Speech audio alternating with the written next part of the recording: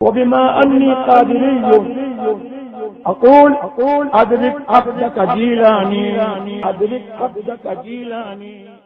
نحمده ونصلي ونسلم على حبيبه الكريم أما بعد فأعوذ بالله من الشيطان الرجيم بسم الله الرحمن الرحيم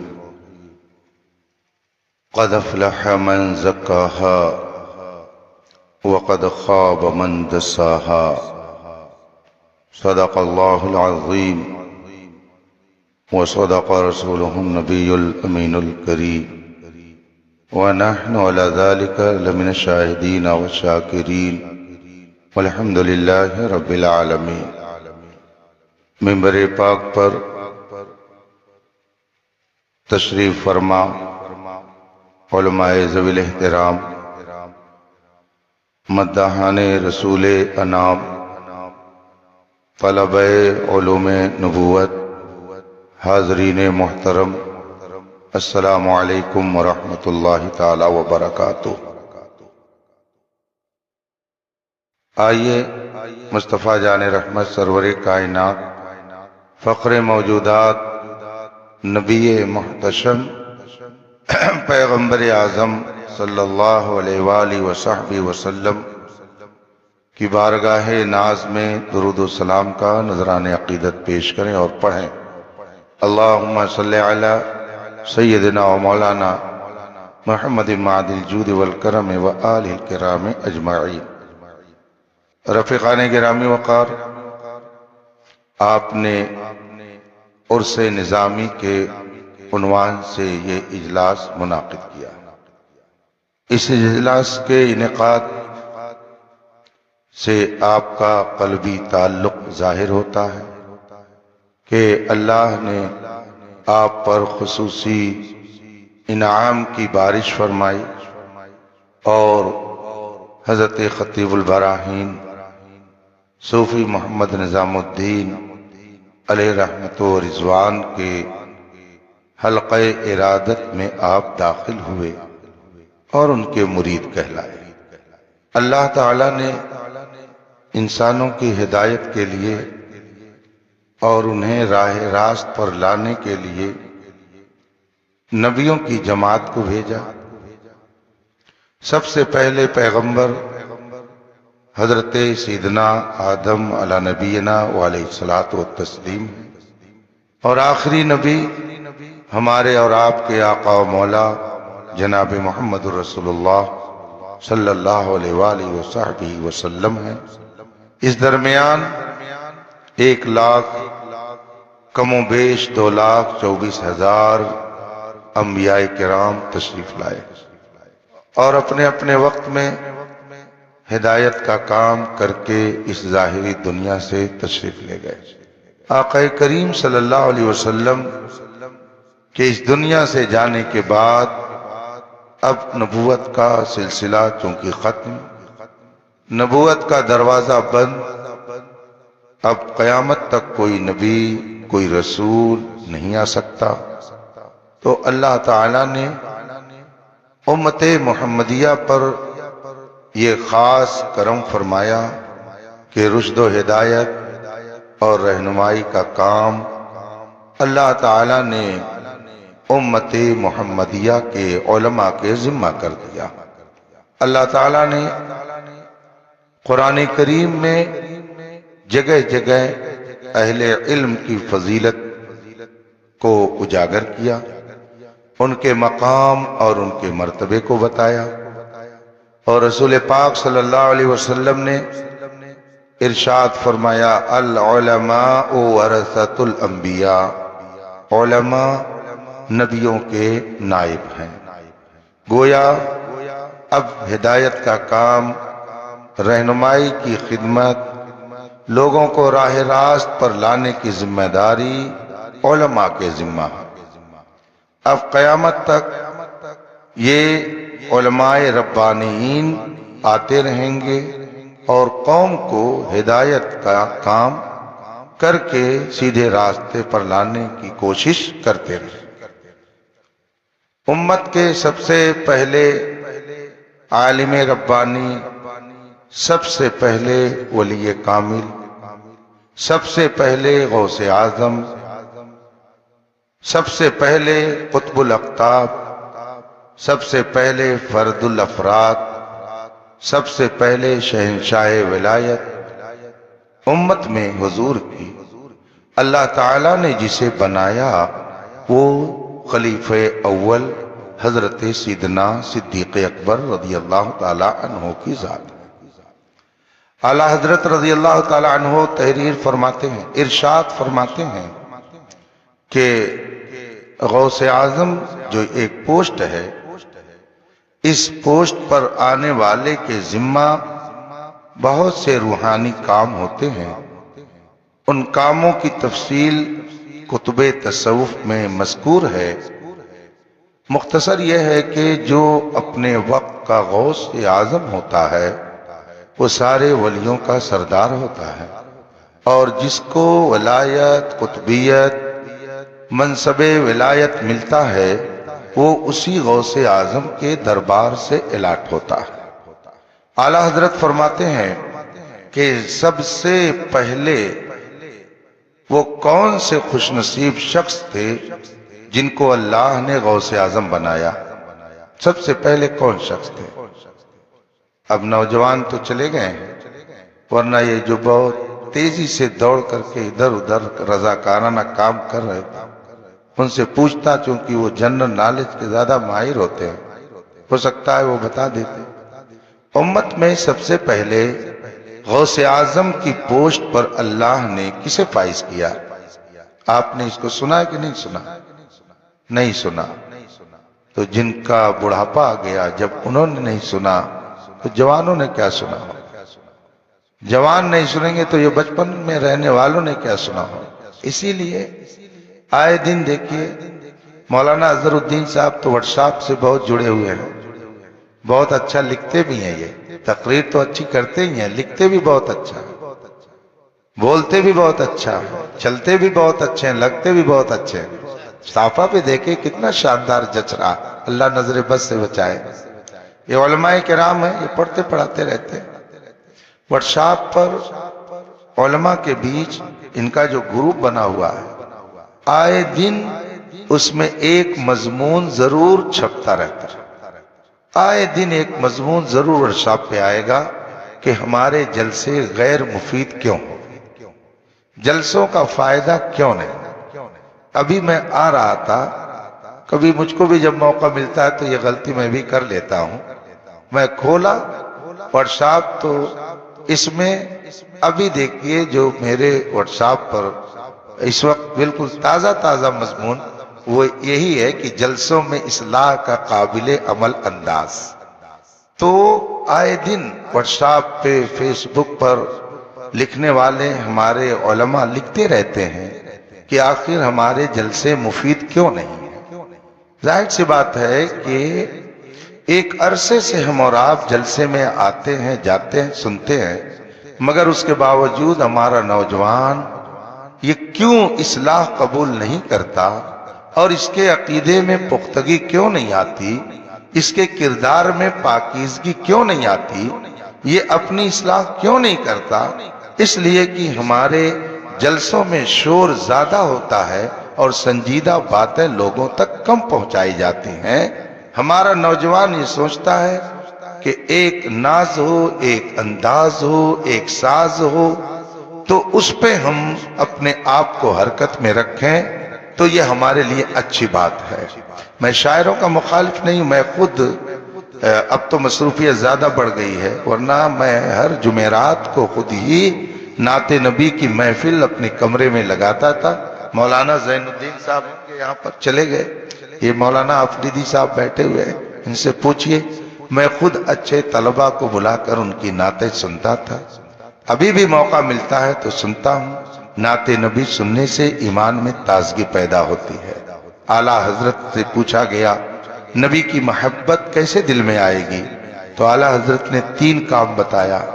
فرمایا کہ کثرت سے جو قرآن پاک کی تلاوت کرے گا اسے نبی کی محبت مل جائے گی، یوں ہی کثرت سے جو رسول پاک پر درود بھیجے گا اسے نبی کی محبت مل جائے گی، اسی طرح سے جو کثرت سے نعت نبی سنے گا اسے نبی کی محبت مل جائے گی، جبکہ میرا نوجوان تینوں میں سے ایک نہیں کرتا ہے۔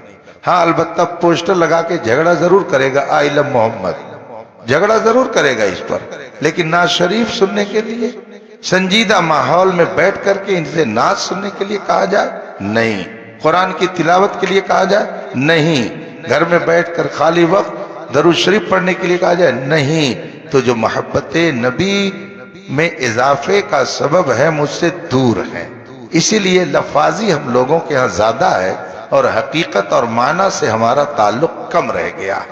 جلسے کیوں نہیں مفید ہوتے ہیں؟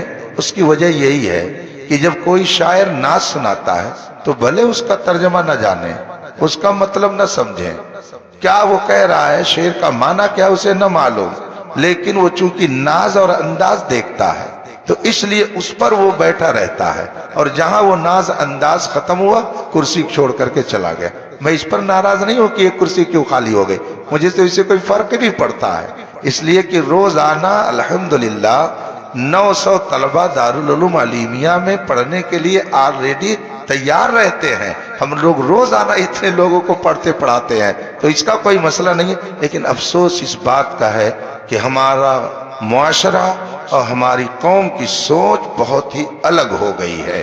یہ پیسہ خرچ کرتے ہیں، نیند خرچ کرتے ہیں، وقت ضائع کرتے ہیں، مگر خاطر خواہ یہ اس سے فائدہ نہیں اٹھا پاتے۔ جگہ جگہ کے تجھے تھک چکے ہیں ہنگامے، نشاط لذت خواب گراں، بدل ڈالو غلط روی سے منازل کا بودھ بڑھتا ہے، مسافروں روش کارواں بدل ڈالو۔ بتائیے سب سے پہلے امت میں غوث اعظم کے منصب پر اللہ نے کسے فائز کیا؟ آپ نہیں بتائیں گے، اس کی وجہ ہے کہ آپ کو سنجیدہ ماحول میں گفتگو سننے کا موقع ہی نہیں ملا، نہ آپ سننا چاہتے۔ آپ سے مراد آپ نہیں ہیں، آپ تو ماشاءاللہ جلسے کو سنبھالے ہوئے ہیں، بات میں ان کی کرتا ہوں جو شور و غل پسند کرتے ہیں اور ان کی طبیعت شرارت پسند ہوتی ہے، میں ان کی باتیں کرتا ہوں۔ وہ شور و غل ہو ہا ہلا غلہ پسند کرتے ہیں، مگر جو ہم کو مفید اور کارآمد باتیں سننی چاہیے، ہم اپنے آپ کو اس کے لیے آمادہ نہیں رکھتے ہیں۔ اعلیٰ حضرت رضی اللہ تعالیٰ عنہ فرماتے ہیں سب سے پہلے اس امت میں غوث اعظم کے منصب پر اللہ تعالیٰ نے حضرت سیدنا صدیق اکبر کو فائز فرمایا۔ اس امت کے سب سے پہلے غوث اعظم کا نام سیدنا صدیق اکبر ہے، ابو بکر رضی اللہ تعالیٰ عنہ ہیں، یہ سب سے پہلے غوث اعظم ہیں۔ امت محمدیہ کے دوسرے غوث اعظم حضرت سیدنا عمر فاروق اعظم ہیں، تیسرے غوث اعظم حضرت سیدنا عثمان غنی ہیں، چوتھے غوث اعظم حضرت سیدنا مولا کائنات علی مرتضیٰ ہیں، پانچویں غوث اعظم حضرت سیدنا امام حسن مجتبیٰ ہیں، چھٹے غوث اعظم حضرت سیدنا امام حسین ہے، اس کے بعد غوث اعظم حضرت سیدنا امام زین العابدین ہیں، ان کے بعد غوث اعظم حضرت سیدنا امام حسن عسکری ہیں، ان کے بعد یہ منصب انہی کے پاس رہا، پھر چلتا رہا چلتا رہا چلتا رہا، اور کئی سو سال کے بعد پھر یہ منصب اللہ نے بغداد میں سیدنا شیخ عبد القادر جیلانی کو عطا فرمایا۔ یہ غوث اعظم کا منصب اللہ تعالیٰ نے سیدنا شیخ عبد القادر جیلانی بغدادی رضی اللہ تعالیٰ عنہ کو عطا کیا۔ اب یہ منصب ان کے پاس کب تک رہے گا؟ کب تک وہ اس پوسٹ پر رہیں گے؟ جب تک حضرت امام مہدی نہیں آ جائیں گے، اس وقت تک یہ پوسٹ سیدنا غوث اعظم بڑے پیر دستگیر کے پاس رہے گی۔ اس کا مطلب ہے کہ اب امام مہدی کے آنے تک اگر کوئی ولی بنے گا تو نگاہ غوث اعظم سے بنے گا، کوئی قطب بنے گا تو سرکار بغداد کے دربار سے بنے گا، کوئی ابدال کی صف میں آئے گا تو سرکار غوث پاک کی نگاہ کرم سے آئے گا۔ اسی لیے اعلیٰ حضرت نے فرمایا حکم نافذ ہے تیرا، خامہ تیرا، سیف تیری، دم میں جو چاہے کرے، دور ہے شاہ تیرا۔ یہ دور کسی اور کا دور نہیں ہے، یہ سیدنا غوث आजम का दौर है, ये सैयदना गौसे आजम का जमाना है। किसी को अगर विलायत मिलेगी तो दरबारे गौसे आजम से मिलेगी। अल्लाह ताला ने गौसे आजम को यह रुतबा अता किया है। और मैं कभी कभी वो जुब्बा वाला वाकया पढ़ करके गौर करता था कि आखिर सैयदना शेख अब्दुल कादिर जिलानी रज़ी अल्लाह ताला अन्हु को इतना कीमती जुब्बा पहनने की क्या जरूरत थी कि चोर देख करके ललचा गया और फिर वो चुराने के लिए बढ़ गया। अगर आज कोई आज जर्क बर्क लिबास में रहे, अच्छा खासा लिबास पहन करके चले, तो लोग कहेंगे शान बगाड़ता है, शेखी बगाड़ता है, बड़ा पैसा दिखाता है।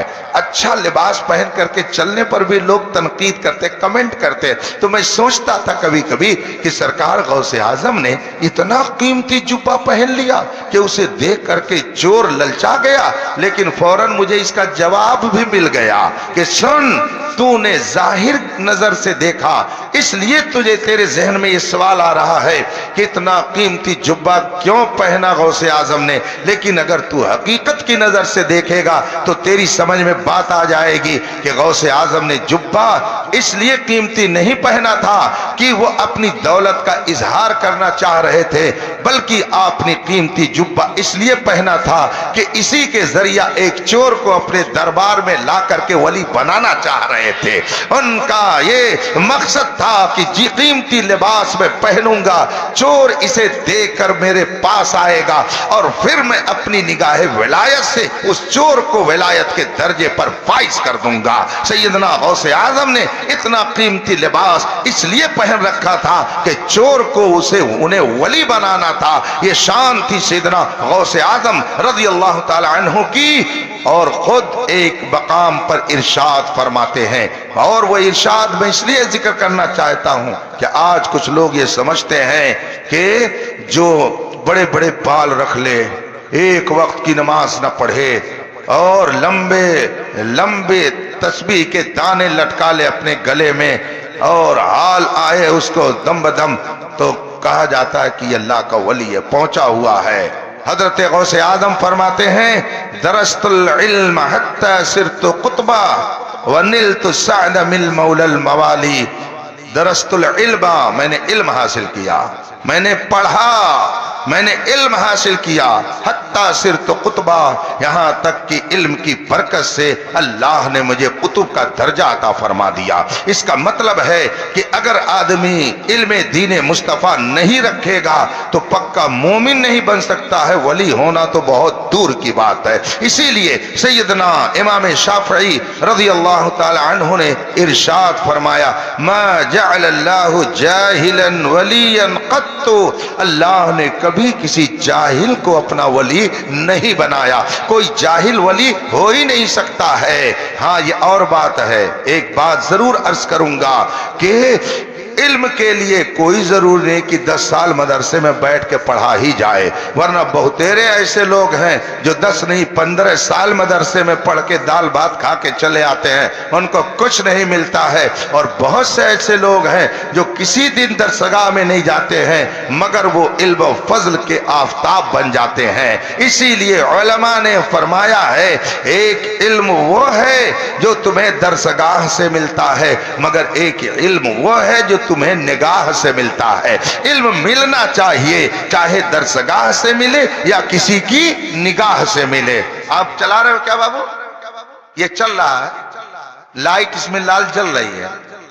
हाँ, आवाज सुनाई दे, मेरे मुझको से कोई एतराज नहीं, लेकिन आप लोग क्या करते हैं आप जाने, मुझे उसमें शामिल ना करें, बस सीधी सी बात है। एक बुजुर्ग हैं, वो रहने वाले थे अहमदाबाद शरीफ में। अहमदाबाद शरीफ गुजरात में है ना, वो वलियों का शहर है, मदीनतुल औलिया उसे कहा जाता है। बेशुमार औलिया किराम के मज़ारात तैयबा वहां है।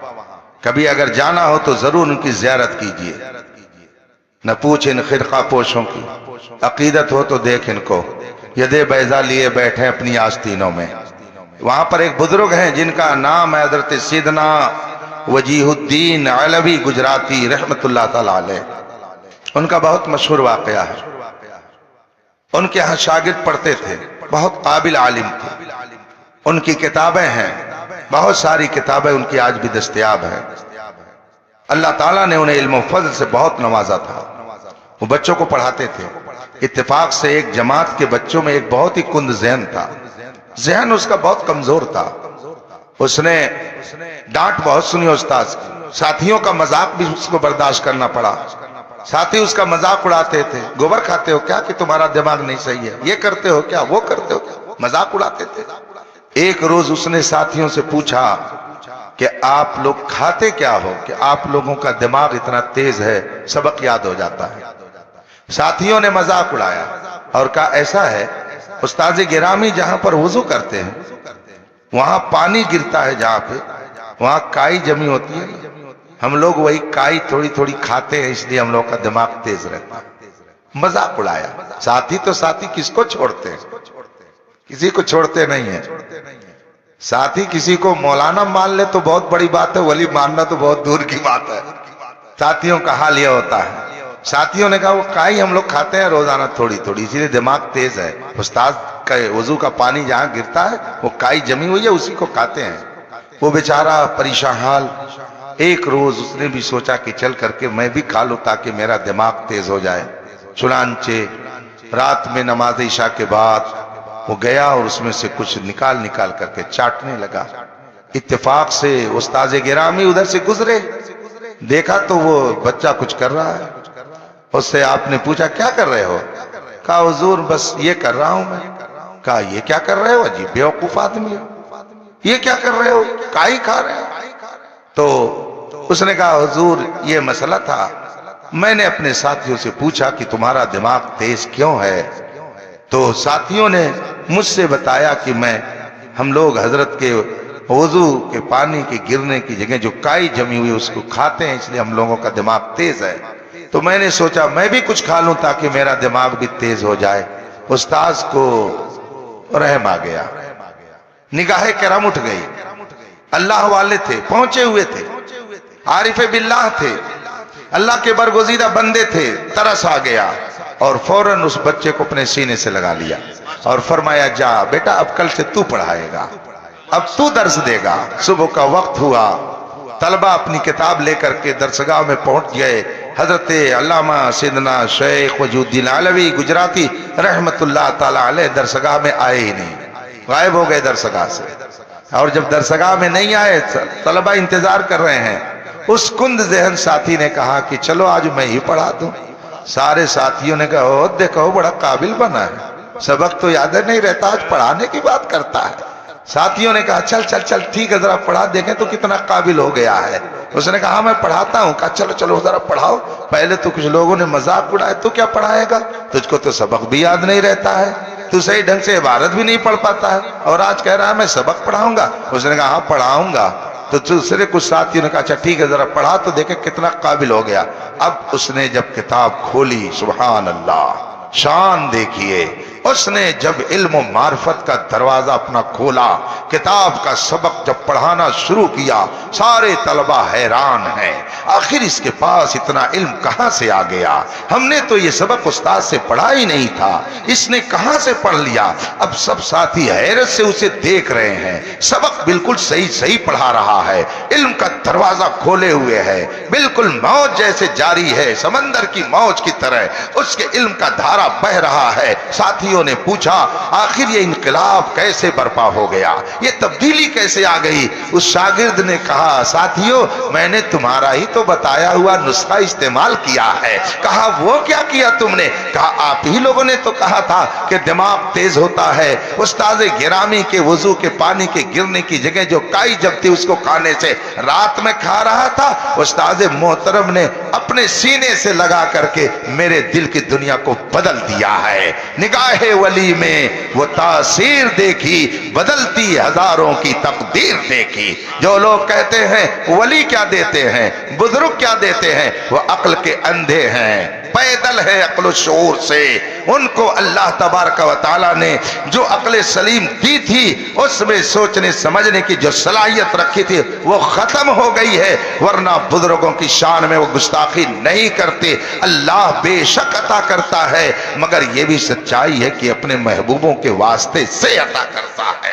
حضرت صوفی صاحب رحمت اللہ تعالی علیہ نے اپنی پاکیزہ زندگی جس طرح سے گزار کر کے امت کی رہنمائی فرمائی، میں نے خود بہت سارے علاقوں میں اپنے ماتھے کی آنکھوں سے دیکھا ہے کہ ان کے مریدین جو پرانے ہیں ان کے اندر دینداری ہے، نماز کی پابندی کا اہتمام ہے، چہرے پر داڑھی ہے۔ ان سے اگر پوچھا جاتا ہے کہ آپ کس سے بیعت ہیں تو وہ بڑے فخر سے کہتے ہیں کہ اللہ کا شکر ہے میں صوفی صاحب کا مرید ہوں، میں صوفی صاحب سے بیعت ہوں۔ ہمارے محلے میں بدیانی، آپ لوگ جانتے ہیں میں بدیانی محلے کا ہوں، بدیانی محلے میں آج سے تقریباً 40 سال کے قریب پہلے، تقریباً 40 سال ہو رہے ہوں گے، ایک بہت ہی مشکل مسئلہ اس طرح سے پیش آ گیا، سنی وہابی کو لے کر کہ دو گروپ ہو گیا، لیکن دونوں کے درمیان ایک صاحب نے کہا ایسا ہے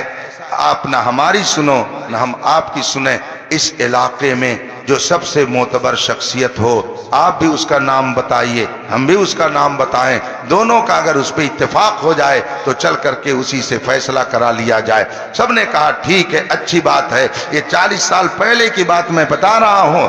آبادی کے لوگوں نے کہا ہاں ٹھیک ہے۔ کسی نے درمیان میں نام لے لیا کہ خلیل آباد اور بدیانی کے کسی مولانا صاحب کے پاس کیوں چلا جائے، امر ڈوبھا صوفی نظام الدین صاحب کے پاس چلا جائے، اس لیے کہ وہ اگر فیصلہ کریں گے تو وہ منہ دیکھ کر فیصلہ نہیں کرتے ہیں بلکہ قرآن و حدیث دیکھ کر فیصلہ کرتے ہیں۔ دونوں فریق نے رضامندی ظاہر کر دی اور کہا ٹھیک ہے چلیے ہم بھی اس پر تیار ہیں۔ اس کا مطلب ہے اس علاقے میں ہمارے صوفی صاحب کی شخصیت اپنے زہد و تقوی کی بنیاد پر ہر ایک کے دل میں جگہ رکھتی تھی اور سب ان کو اپنا مسلم پیشوا اور مقتدا تسلیم کرتے تھے۔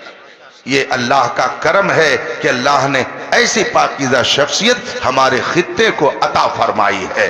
فخر ہے ہم سب لوگوں کو کہ رب قدیر نے حضرت خطیب البراہین صوفی نظام الدین صاحب جیسی شخصیت کو اس علاقے میں پیدا فرمایا، جن کا فیضان صرف اگیا، صرف لہرولی، صرف لو کی لالا نہیں، آج الحمدللہ ہندوستان کے مختلف خطے میں پھیلا ہوا ہے اور لوگ ان سے فیض پا رہے ہیں۔ حضرت صوفی صاحب رحمت اللہ تعالی علیہ کی پاکیزہ زندگی ایک عالم ربانی کی زندگی تھی، ایک عالم ربانی جیسے رہتا ہے حضرت صوفی صاحب نے اسی طرح سے زندگی گزاری اور پڑھنے پڑھانے سے انہوں نے اپنا تعلق ہمیشہ رکھا۔ جب تک صحت سلامت رہی انہوں نے اپنے آپ کو پڑھنے پڑھانے میں لگا رکھا تھا۔ بخاری شریف جو قرآن کریم کے بعد سب سے صحیح ترین اور اہم کتاب ہے، حضرت صوفی صاحب رحمت اللہ تعالی علیہ نے تقریباً 50 سال اس بخاری شریف کا درس دیا ہے۔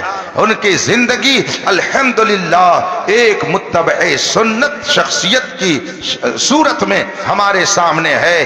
ایسے بزرگوں کو دیکھ کر کے ہی ہم یہ سمجھتے ہیں کہ عالم ربانی کس کو کہا جاتا ہے۔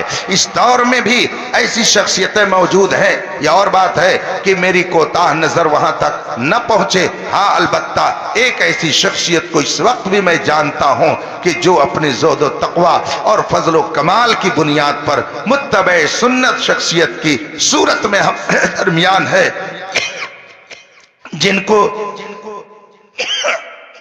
شہزادہ صدر الشریعہ محدث کبیر علامہ ضیاء المصطفیٰ دامت برکاتہم العالیہ کے نام سے جانا جاتا ہے۔ انہیں میں نے دیکھا، ان کا سفر دیکھا، ان کا حضر دیکھا، ان کی گفتگو سنی، ان کا ہنسنا میں نے دیکھا، ان کا چلنا میں نے دیکھا۔ حضرت صوفی صاحب رحمت اللہ تعالی علیہ کو میں نے دیکھا کہ اگر محفل میں ہوتے، چند اساتذہ امر ڈوبا کے موجود رہتے، وہاں اگر کوئی ہنسی کی بات آ جاتی تو چونکہ سنت طریقہ یہ ہے کہ کہا لگا کے نہ ہنسا جائے، زور سے آواز لگا کے نہ ہنسا جائے۔ آپ لوگوں میں سے بہت سارے لوگ ہوں گے جنہوں نے شعور کی حالت میں صوفی صاحب علیہ رحمہ کو دیکھا ہوگا، لیکن کبھی آپ نے ان کو ٹھٹھا مار کر کے ہنستے ہوئے نہیں دیکھا ہوگا۔ اگر بہت خوشی کا کوئی ماحول ہوتا تو حضرت صوفی صاحب رحمت اللہ علیہ مسکراتے، تھوڑا کھل کر کے مسکراتے، جس کو کھل کر مسکرانا کہا جاتا، یہ سنت رسول ہے۔ حضرت صوفی صاحب رحمت اللہ علیہ ایسے موڑ پر بھی سنت رسول کا لحاظ فرماتے تھے۔ اور جو اللہ و رسول کی اطاعت میں زندگی گزارتا ہے وہ دنیا سے جانے کے بعد بھی مرتا نہیں ہے بلکہ وہ زندہ رہتا ہے۔ حضرت صوفی صاحب کو 10 سال سے زیادہ کا عرصہ گزر گیا گئے ہوئے اس ظاہری دنیا سے، مگر آج بھی الحمدللہ صرف اس خطے ہی میں نہیں بلکہ ہندوستان کے مختلف خطوں میں ان کے نام کی محفل منعقد ہوتی ہے۔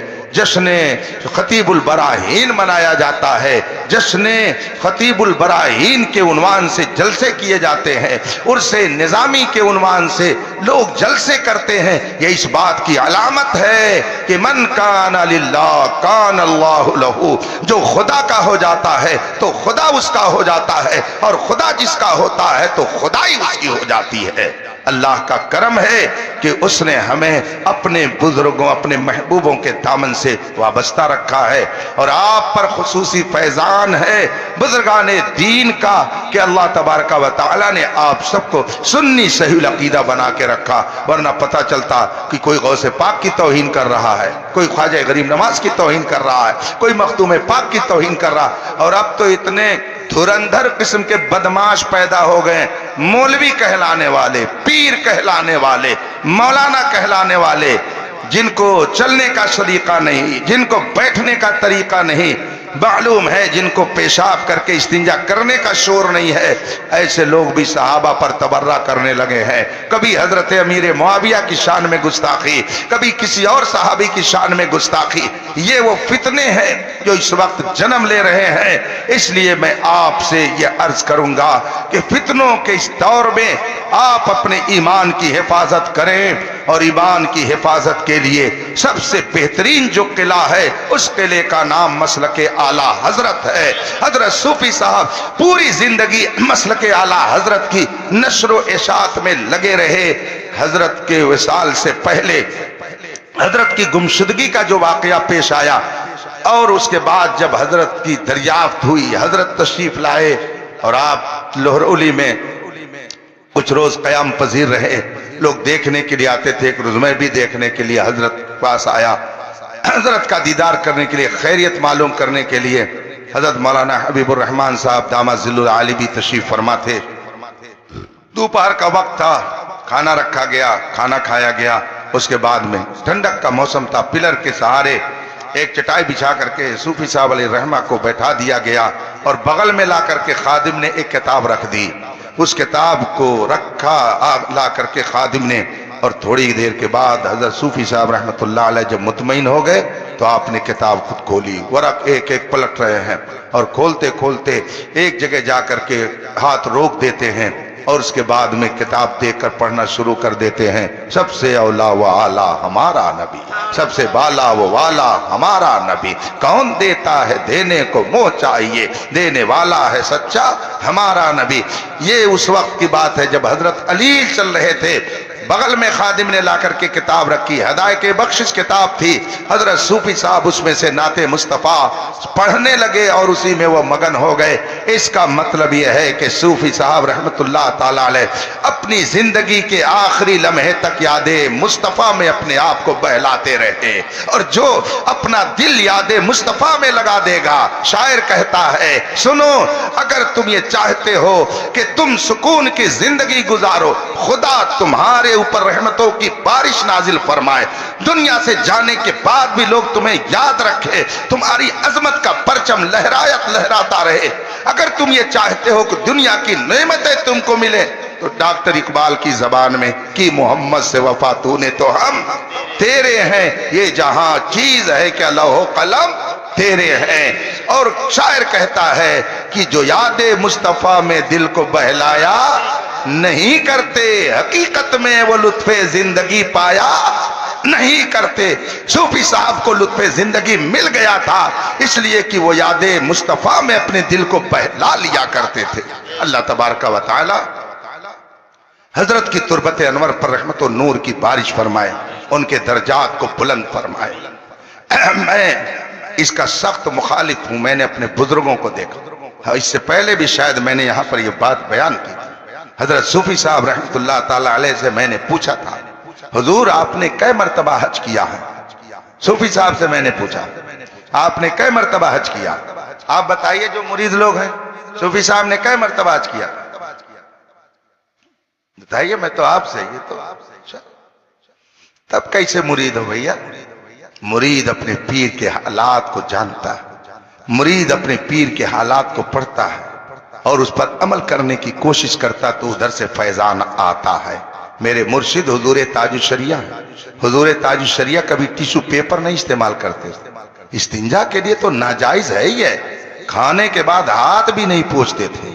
اور جب سے میں نے جان لیا کہ حضور تاج الشریعہ کبھی ٹیشو پیپر کھانے کے بعد بھی نہیں استعمال کرتے تھے، اگر کوئی مجبوری ہے تو الگ چیز ہے، مجبوری کا حکم الگ ہوتا ہے، تو جب سے میں نے یہ جانا الحمدللہ میں اپنے مرشد کے اس عمل پر خود عمل کرتا ہوں۔ میں دستی رکھ کے رہتا ہوں، اس میں ہاتھ پوچھ لیتا ہوں، کسی کے رومال سے ہاتھ پوچھ لیا، مگر ٹیشو پیپر میں نہیں استعمال کرتا، اس لیے کہ میرے مرشد نے کبھی اسے استعمال نہیں کیا ہے۔ اور مرشد نے کیوں نہیں استعمال کیا؟ اس لیے کہ فتاوی عالمگیری جیسی عظیم کتاب میں لکھا ہوا ہے کہ کھانے کے بعد کاغذ سے ہاتھ پوچھنا مکروہ ہے، تو اس مکروہ پر انہوں نے کبھی نہیں عمل کیا۔ میں اپنے شیخ کے اس عمل کو پسند سمجھتا ہوں، پسند کرتا ہوں، الحمدللہ میں بھی اسی پر عمل کرتا ہوں۔ میں نے صوفی صاحب رحمت اللہ تعالی علیہ سے پوچھا تھا کہ حضرت آپ نے کتنی بار حج کیا ہے؟ تو حضرت نے فرمایا ایک بار حج کیا ہے، صرف ایک بار حج کرنے گیا ہوں۔ میں نے کہا حضرت آپ کے پاس تو بہت پیسے ہیں، آپ تو کئی بار جا سکتے تھے، تو حج کرنے آپ دوبارہ کیوں نہیں گئے؟ تو حضرت صوفی صاحب رحمت اللہ تعالی علیہ نے ارشاد فرمایا، دیکھو بات یہ ہے کہ فوٹو کھچوانا پڑتا پاسپورٹ بنوانے کے لیے، اور فوٹو کھچوانا حرام ہے، اس لیے اب دل نے چاہا کہ فرض حج ادا ہو چکا ہے، علماء نے اس کے لیے اجازت دی ہے کہ فرض حج کے لیے تصویر کھچوا سکتے ہو، تو میں نے پاسپورٹ بنوانے کے لیے حج فرض ادا کرنے کے لیے تصویر کھچوا لی، پاسپورٹ بنوا لیا۔ زندگی میں ایک ہی مرتبہ حج کرنا فرض ہے، تو وہ فرض میرا ادا ہو گیا، اب میں جو حج کروں گا یہ نفلی ہوگا، تو نفلی حج کے لیے فوٹو کھچوانا کیسا ہے؟ یہ بار بار میرے ذہن میں بات آ رہی تھی اور دل بھی چاہ رہا تھا کہ حضور کی بارگاہ میں حاضری دی جائے۔ یہ صوفی صاحب نے خود مجھ سے بیان کیا، دل چاہتا تھا کہ سرکار کی بارگاہ میں حاضری دے، مگر ناجائز کام۔ اس کے بعد حضرت نے فرمایا، میں نے سوال بھجوایا فلاں جگہ دارالفتہ میں، فلاں مفتی سے میں نے سوال کی کروایا، تو وہاں سے جواب آیا کہ آپ اگر بچتے ہیں تو بچتے رہیے۔ حضرت فرماتے ہیں یہ جواب ایسا نہیں تھا جو کلیئر ہوتا، اپنے الفاظ میں حضرت نے فرمایا، یہ بالکل واضح جواب مجھے سمجھ میں نہیں آیا کہ آپ اگر بچتے ہیں تو بچتے رہیے، اس سے میں نہیں سمجھ سکا کہ یہ جائز مان رہے ہیں کہ ناجائز مان رہے ہیں۔ تو فرمایا کہ میں نے مفتی جلال الدین صاحب کے پاس سوال بھیجوایا، وہاں سے جواب آیا کہ نفلی حج کے لیے بھی تصویر کشی ناجائز و گناہ ہے۔ جب وہاں سے یہ جواب آیا، اتنا کہنے کے بعد حضرت صوفی صاحب کی آنکھوں میں آنسو آ گئے، یہ میں اپنے مشاہدے کی بات کر رہا ہوں، ان کی آنکھوں میں آنسو آ گئے، اور پھر اپنا ہاتھ ایسے ہی اپنے چہرے پر رکھا، اور رکھنے کے بعد آنکھوں سے آنسو گرتے رہے، اور فرمایا کہ ناجائز کام کر کے سرکار کی بارگاہ میں کیسے جائیں گے، اس لیے میں نے کبھی دوبارہ نفلی حج نہیں کیا ہے۔ آج بے حیا بے غیرت لوگ جاتے ہیں رسول پاک کے روضے کے سامنے سیلفی لیتے ہیں، شرم نہیں آتی ہے۔ رسول پاک فرماتے ہیں ان اشد الناس عذابا یوم القیامت المصورون، قیامت کے دن سب سے سخت عذاب ان کو دیا جائے گا جو تصویر گری کرتے ہیں۔ رسول پاک صلی اللہ علیہ وسلم نے اتنی سختی سے منع کیا ہے، بے علم لوگ نہ جانے کتنے ایسے ہیں خانہ کعبہ کا طواف کرتے ہیں، سیلفی لے کر کے گھر بھیجتے ہیں، پکنک منانے جاتے ہیں کہ حج کرنے جاتے ہیں، عمرہ کرنے جاتے ہیں کہ تفریح کرنے جاتے ہیں، روضے رسول پر فیض و برکات لینے جاتے ہیں، یا کہ تماشا کرنے کے لیے جاتے ہیں۔ انہوں نے دین کو تماشا بنا لیا، اسی لیے پٹائی بھی قاعدے سے ہو رہی ہے، اور ایسے لوگوں کی پٹائی ہونی بھی چاہیے۔ جگہ جگہ کے تجھے تھک چکے ہیں ہنگامے، نشاط لذت خواب گراں بدل ڈالو، غلط روی سے منازل کا بودھ بڑھتا ہے، مسافروں روش کارواں بدل ڈالو۔ ہم نے صوفی صاحب رحمت اللہ علیہ کی اس زندگی کو دیکھا ہے، ان کے عمل کو ہم نے دیکھا ہے۔ ہمارا بچپنا تھا، ہماری عمر زیادہ 12-13 سال کی رہی ہوگی، ہم آئے امر ڈوبھا جلسہ پہلے جلسہ سننے نہیں جلسے دیکھنے لے جاتے تھے اور بہت دور دور تک چلے جاتے تھے. ہم نے اپنی آنکھ سے دیکھا ہے. دستار بندی ہو رہی تھی, حضرت صوفی صاحب تشریف فرما تھے اسٹیج پر, اور اعلان کر دیا گیا کہ کوئی پیسے کا, روپے کا ہار نہیں پہنائے گا, چونکہ اس میں تصویر ہوتی ہے. کوئی روپے کا ہار نہیں پہنائے گا, یہ اعلان ہو گیا.